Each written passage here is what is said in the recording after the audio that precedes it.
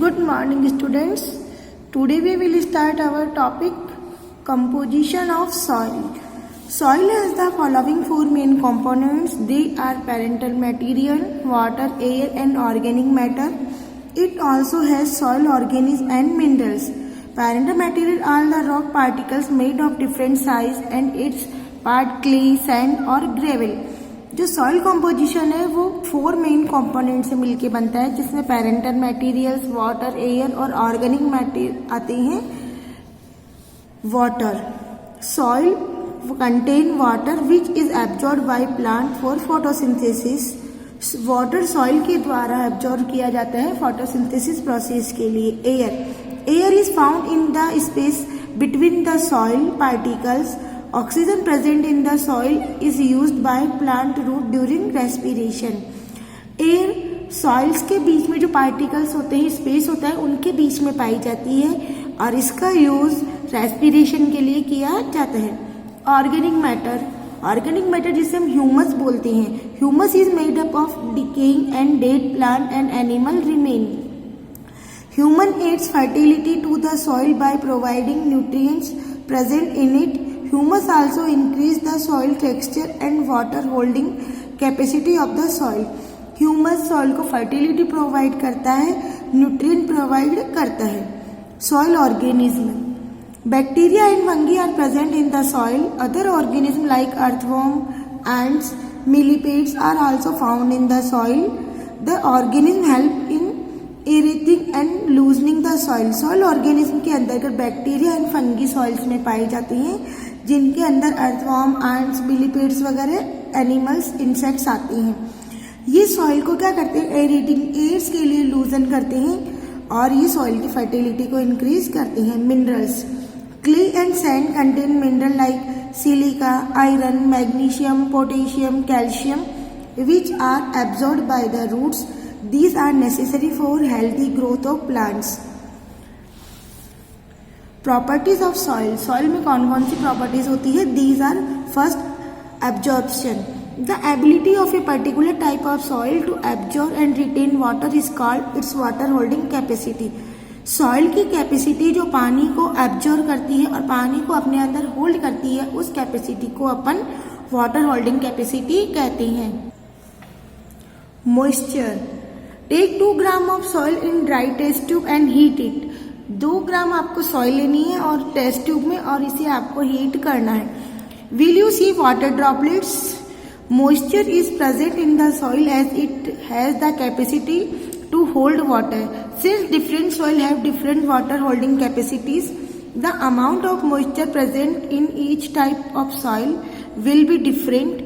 Water easily passes through sandy soil and hence do not retain moisture for long. जो soil होती है उसके अंदर मॉइस्चर की कैपेसिटी डिफरेंट होती है. Clay soil take up water slowly. जो क्ले सॉइल है वो पानी को धीरे धीरे लेती है but can hold a lot of water. लेकिन पानी को वो ज्यादा होल्ड कर सकती है. This soil cause water logging, choking plants roots and finally leading to the death of the plants. ये सॉइल क्या करती है, पानी को लॉक कर देती है, चॉक कर देती है प्लांट्स के रूट को, और जिससे क्या होता है, प्लांट्स की डेथ हो जाती है. Loamy soil hold the right amount of the moisture for plant growth. और जो लोमी सॉइल है वो राइट अमाउंट में मॉइस्चर को होल्ड करके रखती है.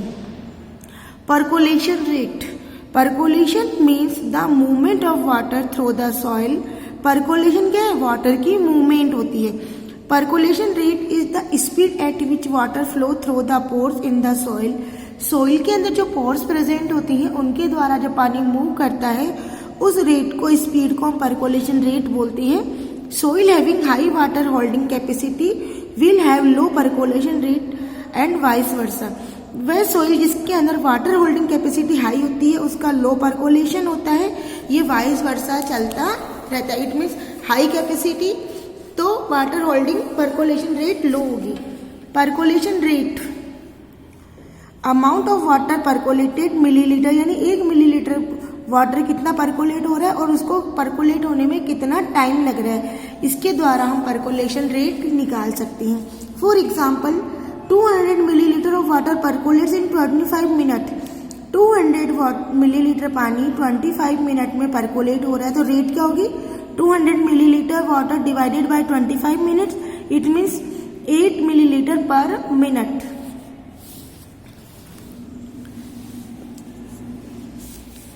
From the above activity, we can conclude that the percolation rate varies from soil to soil. Soil to soil यानी different types की soil में percolation rate different होती है. Soil with a poor percolation rate will hold too much water for a long time.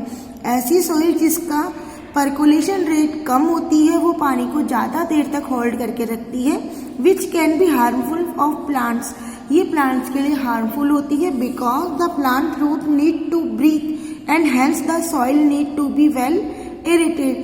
क्योंकि क्या plants की जो root होती है उन्हें ब्रीथ के लिए स्पेस चाहिए होता है और सॉइल्स को एरेशन के लिए स्पेस चाहिए होता है. This can happen only when the moisture in the soil gets absorb faster. ये कब हो सकता है ब्रीथिंग रेट फास्ट? जब जो मॉइस्चर है सॉइल में वो जनरली एब्जॉर्ब हो जाए and plant root creating enough air space, और जो प्लांट रूट है उनके अंदर एयर अराउंड स्पेस बन सके ताकि वो प्रॉपरली ब्रीथिंग कर सके. अब हम बात करते हैं टाइप्स ऑफ सॉइल्स की.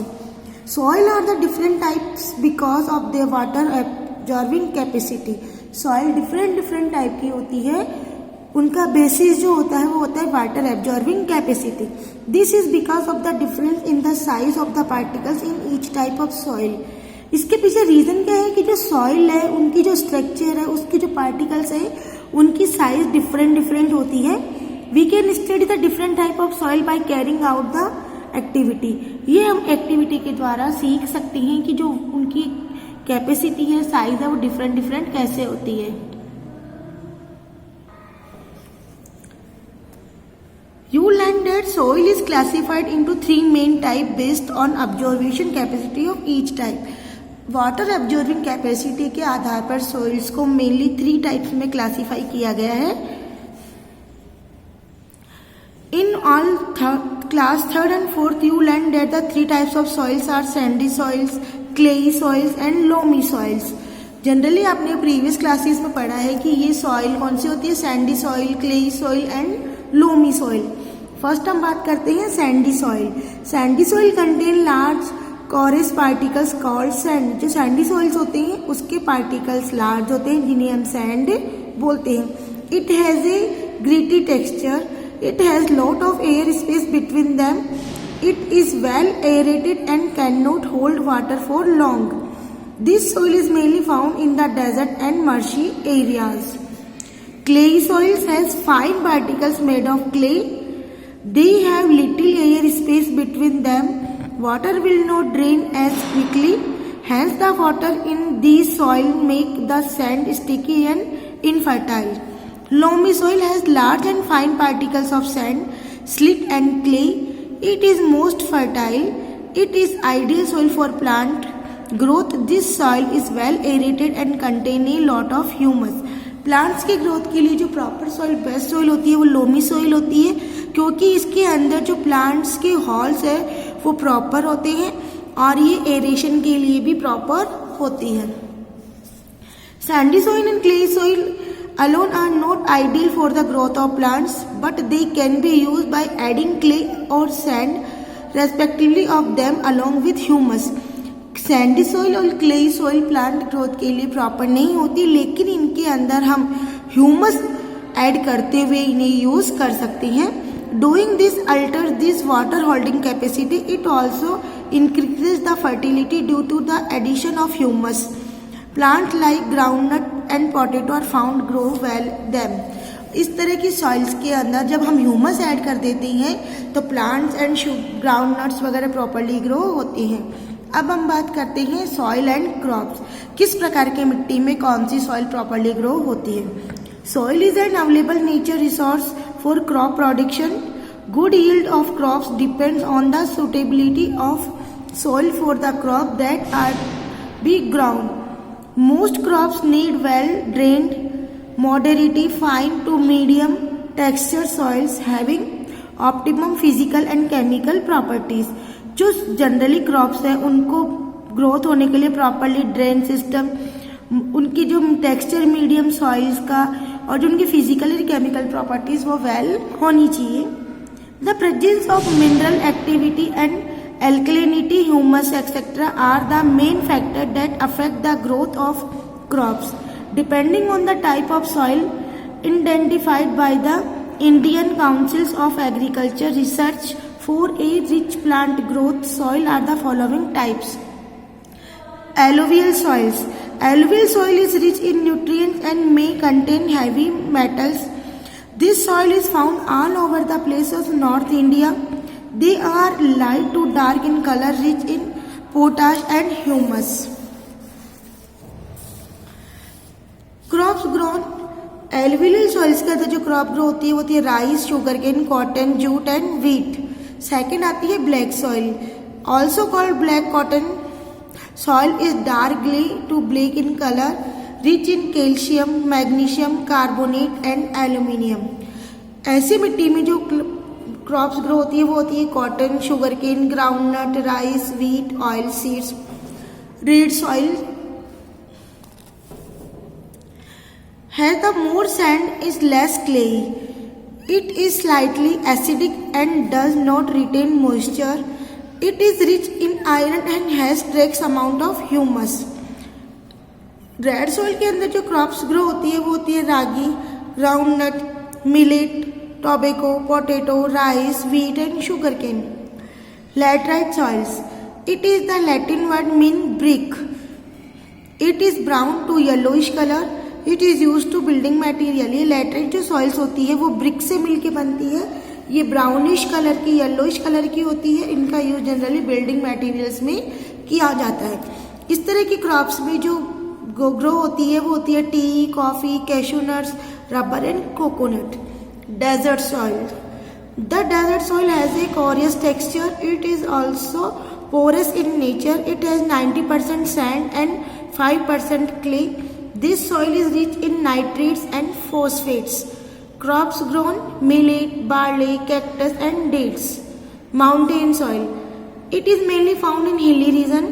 It is formed by the deposition of organic matter. It is rich in humus. Crops grown: T, coffee, spice and tropical fruits. तो ये थे आपकी सॉइल्स के types and soils type and crops. I hope you have understand